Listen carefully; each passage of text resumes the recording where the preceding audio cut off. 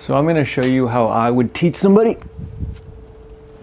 in order to achieve a one-arm pull-up. So our main goal is a one-arm pull-up. And in the past, I've seen a lot of people starting with the hardest variation compared to a one-arm pull-up first. And you can do that, but I think the best approach is starting with the easiest variation first, because you can really find out where your weak links are. So you don't have to break it down like this, but I wanted to keep it as simple as possible. And this doesn't look very simple, but it really is when you break it down. So the first easiest variation of a one-arm pull-up is just dead hanging with one arm. And that's going to involve our grip strength. If you can do a one-arm dead hang, great, we'll move on to the next thing. That's a one-arm engaged dead hang. And that's going to involve grip strength and scapula strength. You're going to see where I'm going with this. This is all going to be a stacking effect. All right, so we got a one-arm engaged dead hang. We're going to go to a 90-degree dead hang. This is going to involve grip strength, scapula strength, arm strength, and some stamina, depending on how long you hold it for. Next, we're going to move into a one-arm negative. That's going to involve full range of motion strength, everything else, but we're going to use that strength in an eccentric fashion, which is just the lowering down portion. All right, so once you become really good at one-arm negatives, we're going to move into a half one-arm pull-up.